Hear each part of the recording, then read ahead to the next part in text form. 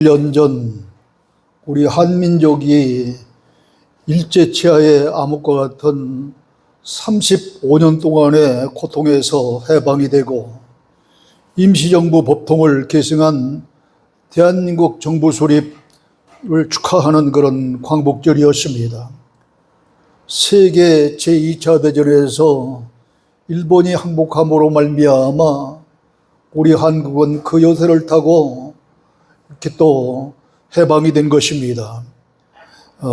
이렇게 일본은 2차전에서 항복하여 전쟁에 패한 나라가 됐지만 그 후에 똘똘 뭉쳐 경제건설에 매진함으로 말미암아 경제대국이 되었습니다.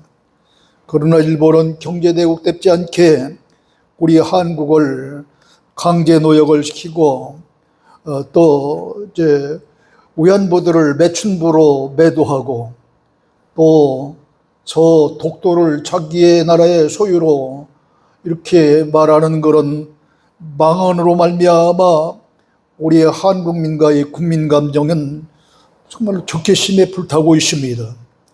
우리는 8월 15일을 광복절이라고 기뻐하며 매년 기념행사를 하지만 실은 기뻐할 수만 있는 그러한 광복절이 아닙니다. 왜냐하면 우리 한국은 해방이 되어져서 서로 기뻐하고 좋아할 겨를 없이 우리 한국은 자치적인 그런 능력이 없다 해서 당시 세계 강대국이었던 소련과 미국이 남과 북으로 38선을 중심으로 해서 딱 갈라놓고 북쪽은 소련이 남쪽은 미국이 신탁 통치를 시작하면서 원한 맺힌 38선이 생긴 것입니다. 그 후 또 몇 년이 못 돼서 이북에는 공산주의 지하에 서 있었던 김일성이 그 원수가 됨으로 말미암아 원치 아니하기에 남침을 함으로 말미암아 6.25 전쟁이라고 하는 그런 참변을 겪어야 됐습니다. 그로 말미암아 온 나라가 쑥대밭이 되어지고 수많은 사람이 죽고 재산을 잃게 되었습니다. 아직도 통일의 수고는 풀지 못하고 남북이 갈라져서 한 나라 한민족이건만 남북 사람들이 같이 적대시하고 원수같이 살아가고 있었습니다. 그래도 참으로 다행스러운 것은 우리 남한만이라도 민주주의 나라가 건설되어지고 또 경제 대국에 대한 일입니다.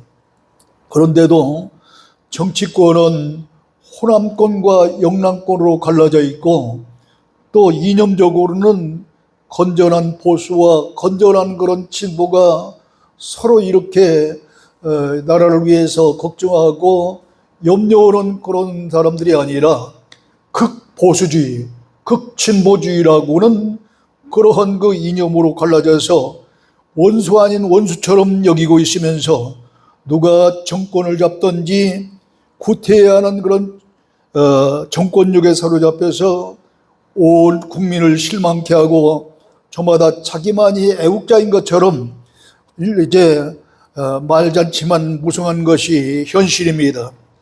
지금 우리는 세계 곳곳에서 일어나고 있는 크고 작은 전쟁 때문에 말할 수 없는 그런 어려움을 겪고 있는데 금년에는 설상가상으로 몇백 년 만에 찾아온다는 그런 불볕더위와 더불어서 남쪽에는 여러분 뉴스를 보셔서 TV를 통해서 보셨겠지만 이제 이 저수지, 물 가드는 저수지가 쫙쫙 갈라져서 이제 물 한 방울 없는 그런 엄청난 가뭄, 또 부동산 문제로 온 국민이 지금 어려움을 겪고 있습니다. 그러나 우리 기독교회는 이렇게 나라가 힘들수록 민족을 위해서 나라를 위해서 할 일이 무엇인가를 바로 알고 바로 행해야 될 줄로 믿습니다. 그런데 여러분 우리는 이제 그 무엇보다도 하나님의 선민 백성 이스라엘을 바라보면서 그들은 어떻게 나라를 사랑하고 민족을 사랑했는가를 깨달아야 될 줄로 믿습니다. 이스라엘과 우리 한국은 너무도 비슷한 점이 많아요. 아주 조그마한 나라라고 하는 것도 비슷하고 남북이 갈라졌다고 하는 것도 비슷하고 주변 강대국의 틈바구니에서 시달려온 민족이라는 점도 비슷합니다. 이스라엘은 북방의 로마와 페르시아 그리고 남방의 애굽에서 시달려온 민족입니다.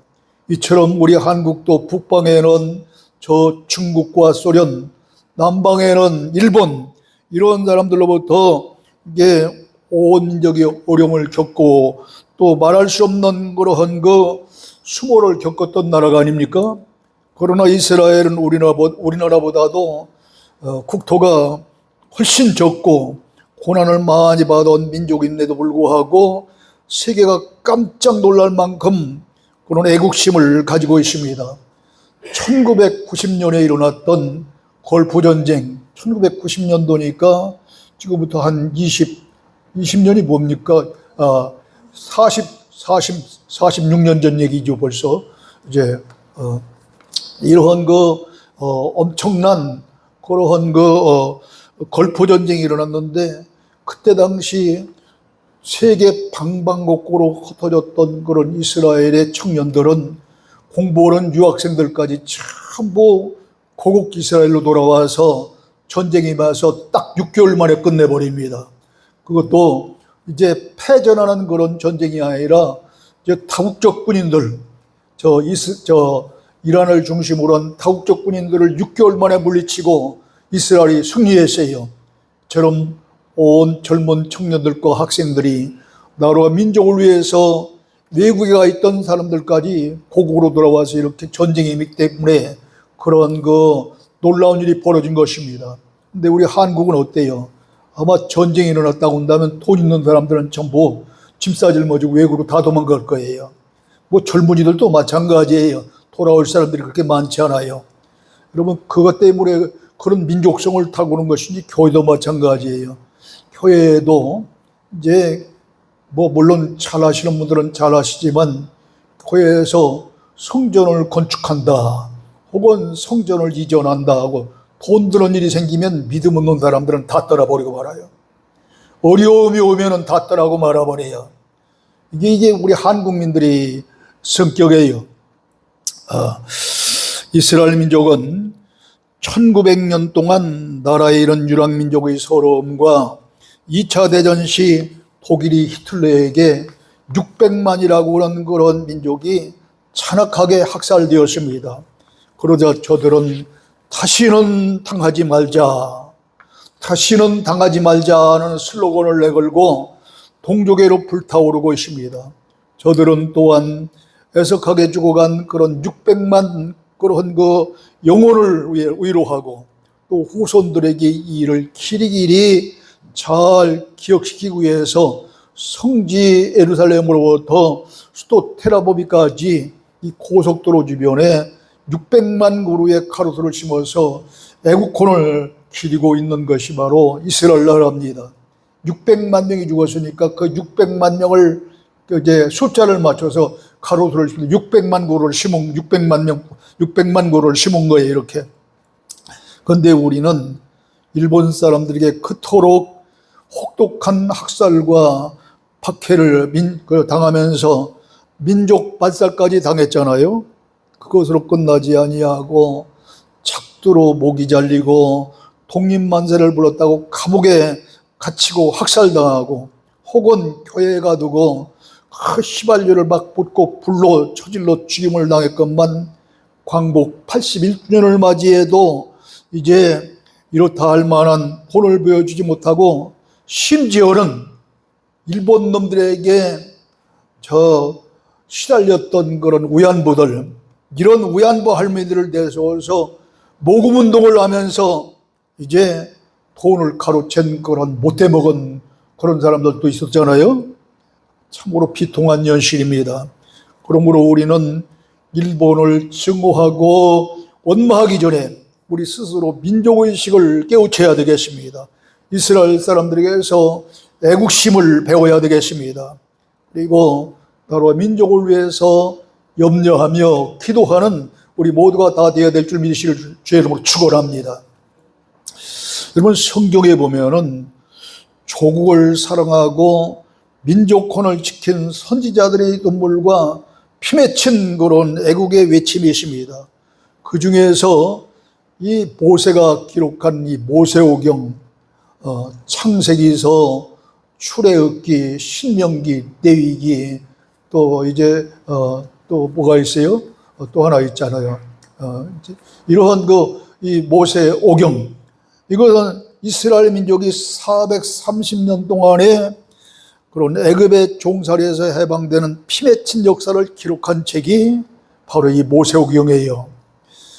그리고 또 수많은 선지자들 가운데에 느헤미야 선지자 같은 그런 사람들은 조국의 그런 그 참상을 들었을 때에 수일 동안 눈물 흘리면서 금식하며 간절히 하나님 앞에 기도했습니다.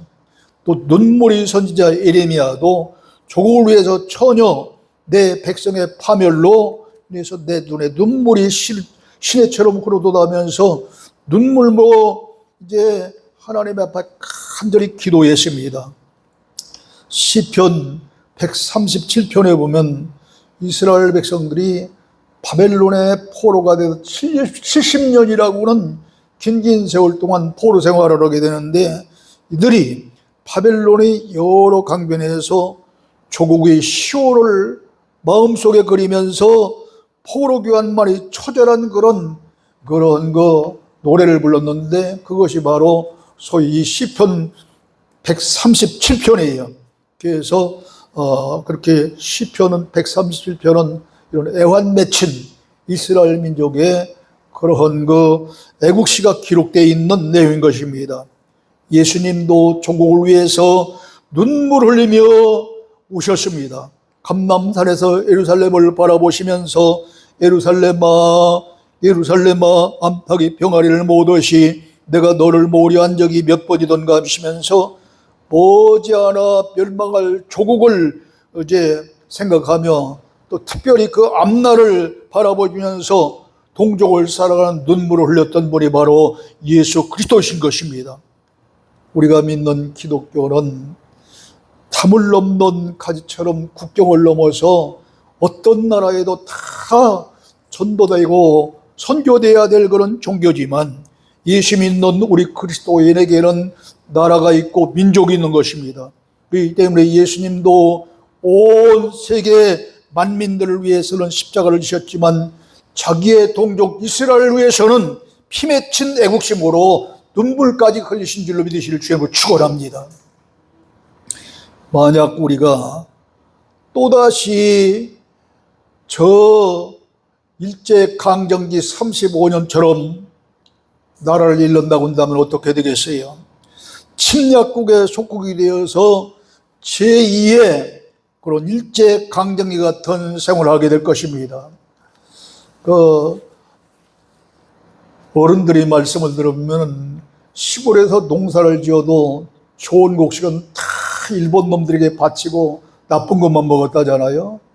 그러니 당신은 이제 농업시대이기 때문에 그런데, 오늘날은 농업시대가 아니고 이제 산업시대, 이렇게 또 공업시대를 거쳐서 소위 AI 시대라고 하는 그런 첨단 과학의 시대가 왔지만은 마찬가지로 일본 놈들에게 시달리듯 또 속국이 되어 시달리게 될 거예요. 그러므로 우리도 느헤미야나 에레미야 선지처럼, 아니 예수님처럼 여러 가지 어려움에 부닥쳐 있는 이 나라 이 민족을 위해서 간절히 눈물을 흘려 기도해야 될 줄 믿으시길 바랍니다. 나라 없는 서름, 우리는 직접 부딪혀보지 않았지만 그 어르신들 이야기 들으면 참으로 정말로 엄청난 그런 일이었고, 저는 이 가운데는 다른 분은 모르겠어요. 우리 안 목사님 같은 경우는 그래도 어린 시절 6.25 동란 아마 그래도 이렇게 기억나실 것입니다. 저도 선호할 때 6.25 동란이 일어났기 때문에 그때 기억나요. B-29라고는 비행기만 탁 뜨면 그냥 전부 반면 좀 불 끄고 전부 문에 담요나 이런 걸 전부 치고서 불빛을 가리고, 낮에는 이리 뛰고 저리 뛰고 숨더라고. 그런 생각이 나요. 이러한 전쟁 경험, 일제 35년 동안의 그런 강점기 시대를 겪었던 우리 한민족, 이거 얼마나 힘들고 어려웠습니까? 그러므로 우리들은 기도와 더불어서 나라와 민족을 위해서 해야 될 것이 무엇인가를 잘 생각해야 되겠어요. 먼저 양심과 정의의 등불이 되어야 되겠습니다. 어느 나라이든 위정자들로부터 온 국민에게까지 양심이 마비되고 도덕이 부패하면, 그리고 정의가 빛을 잃을 때에 나라가 멸망한다고 그럽니다. 그러기에 잠언서 14장 34절에 보면 공의는 나라를 영화롭게 하고 죄는 백성을 욕되게 하느니라 그랬습니다. 이렇게 많은 그런 사람들이 의롭게 사는 이런 공의로움은 나라를 영화롭게 하지만 죄 짓는 그런 이 백성들은 나라를 욕되게 한다 그랬어요. 그렇습니다. 죄 때문에 망하고 공의가 강같이 정의가 바다같이 흐르는 그러한 나라는 망하는 법이 없어요. 그러므로 아모스 5장 15절에 보면 하나님께서 이스라엘 백성에게 너희는 악을 미워하고 선을 사랑하며 성문에서 정의를 세울지어다. 참 놀라운 얘기입니다, 이거는. 자, 보세요. 너희는 악을 미워하고, 그 다음에 선을 사랑하며, 어디서 정의를 세워요? 성문에서 정의를 세울지어다. 이 성문이 어디예요? 예루살렘 성문입니다. 예루살렘 성문. 다른 곳도 아닌 왜 예루살렘 성문에서 정의를 세울지어다 이렇게 했어요. 예수 믿고 당시 하나님을 믿는다고 하는 그런 유대교인들 정의롭지 못했기 때문에 이런 말씀 나온 거 아니에요? 그러므로 우리도 신앙생활을 올바로 해야 되겠어요. 마태복음 5장 13절로 16절에 보면 예수 믿는 성도를 가르쳐서 뭐라고 하면 너희는 세상의 소금이요 빛이라 그랬습니다. 너희는 세상의 소금이 되고 세상의 빛이 되라는 게 아니에요. 이미 우리는 예수 믿는 순간부터 뭐요? 소금이고 빛이라는 거예요. 그런데 소금이 짠맛을 내야 되는데 그 짠맛을 내지 아니하면은 있으나만 하잖아요. 우리가 아무리 음식 솜씨가 좋고 레시피가 좋아서 막 이것저것 갖다 집어넣고 맛있는 음식을 만들어도 소금으로 간을 제대로 맞추지 아니하면 그 음식 먹을 수 없어요. 이처럼 이 소금이 맛을 내야 되듯이 성도들도 성도다운 맛을 내야 된다는 거예요. 뿐만 아닙니다. 이러한 맛을 내지 못하면은 길가에 버려져서 지나가는 사람들에게 밟힐 뿐이라고 말하고 있어요. 또 빛을 말하면서 뭐라고 합니까? 이러한 빛을 말하는 등불, 옛날에는 이제 오늘날처럼 전기불, 등불로 위해서 얘기를 해요. 등불은 누가 말하래. 말이 뭐냐면은 이게 말이라고 생각하면 옛날에 그 곡식되는 말 있잖아요. 이건 기피기고 이 말날에 두는 사람이 없다는 거죠. 그리고 등경 위에 둔다. 그 이유는 많은 사람들에게 이제 비치도록 하기 위해서 이처럼 이런 등경 위에 두어도 집안 모든 사람에게 비치듯이 우리의 빛이 사람 앞에 비치게 하여 그들이 우리의 착한 행실을 보고 하나님께 영광을 돌리게 하였느니라. 할렐루야. 우리 보고 예수 믿고 장차 소금이 되라, 빛이 되라는 게 아니라 이미 여러분과 나는 빛이요 소금이라는 겁니다. 이 사실을 잘 깨달아야 돼요. 근데 우리의 현실은 어떻습니까? 과연 맛을 내는 소금과 어둠을 밝히는 빛으로 살고 있느냐 이 말이죠. 왜 우리 한국교회가 이처럼 성장을 멈추고 오히려 점점 마이너스 성장을 하고 있을까요? 한때 1200만 성도를 자랑하던 우리 한교회는 성장을 멈추고 계속해서 지금 마이너스 성장을 하고 있습니다. 왜 그럴까요?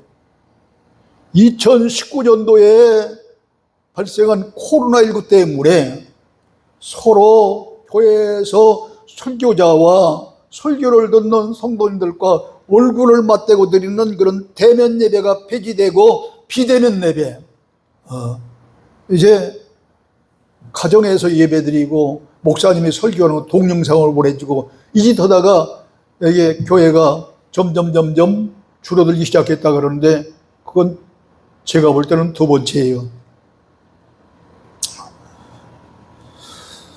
근본적인 원인은 만일은 소금처럼 교인들은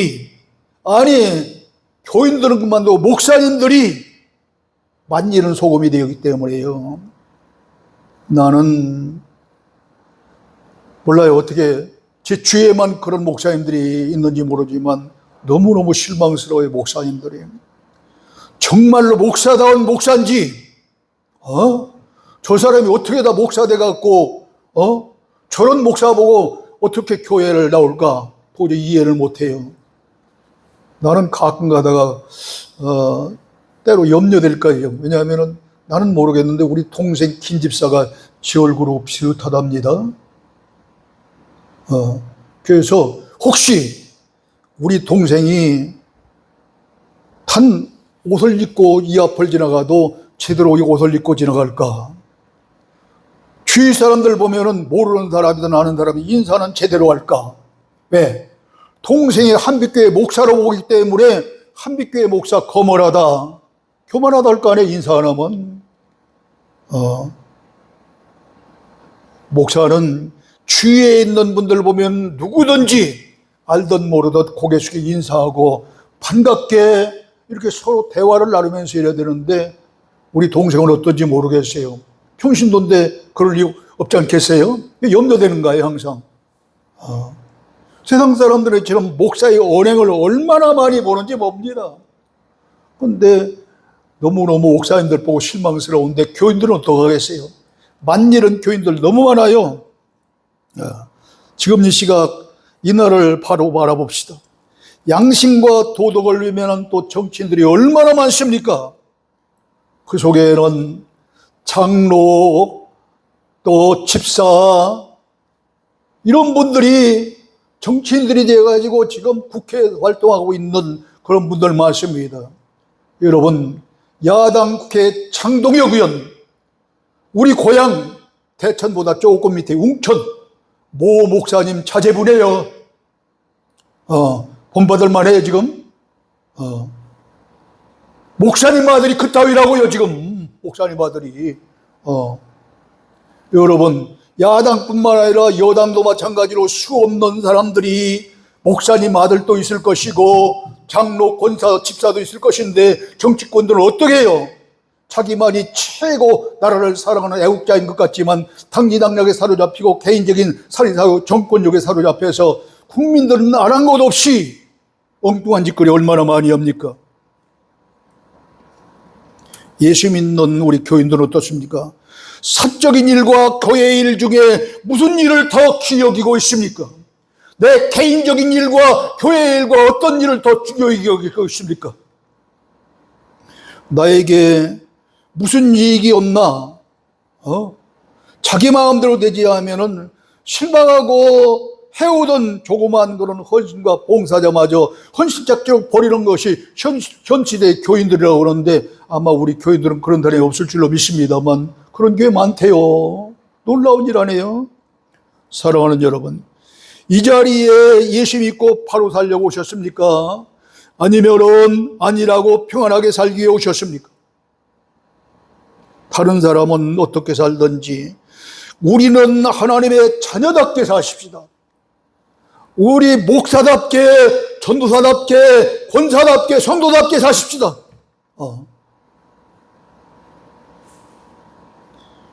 맛을 낼 수 있는 소금과 어둠을 묻힐 수 있는 빛으로 사십시다.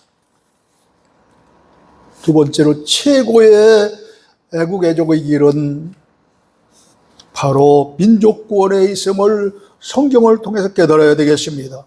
본문 3절에 보면 사도 바울은 이렇게 말하고 있습니다.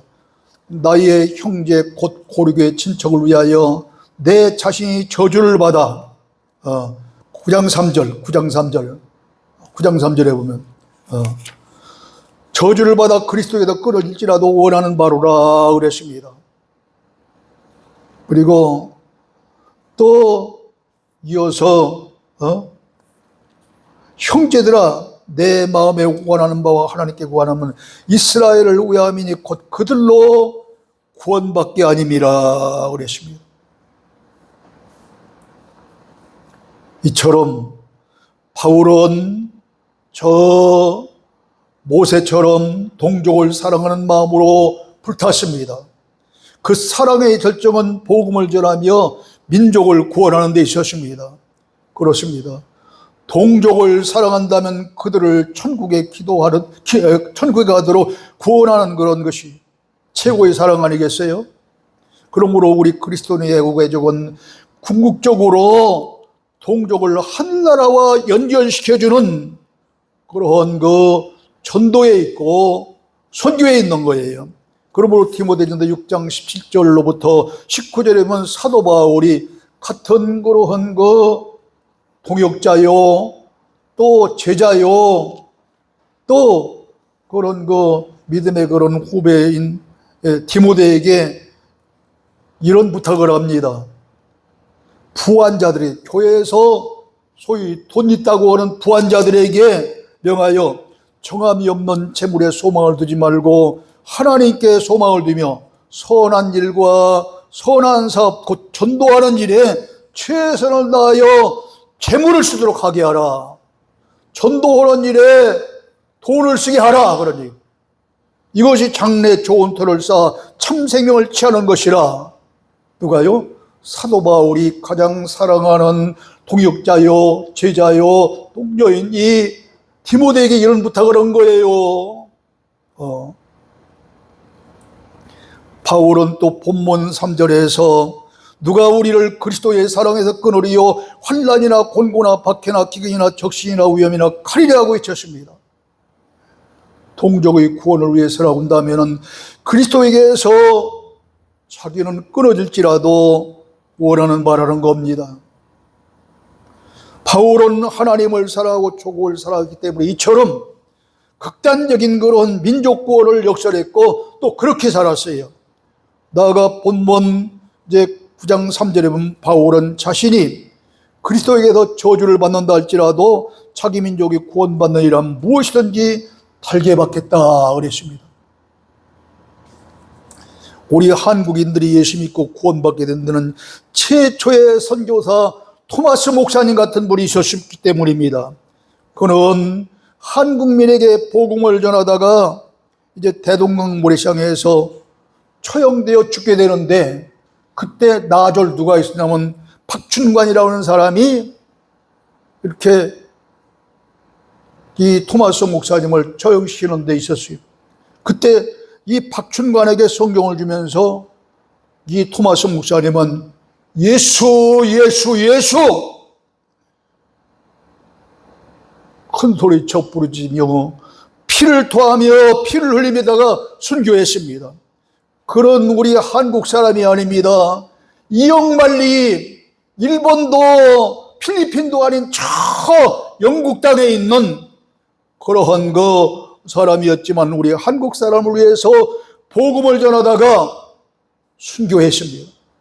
그런데 우리는 어떻습니까?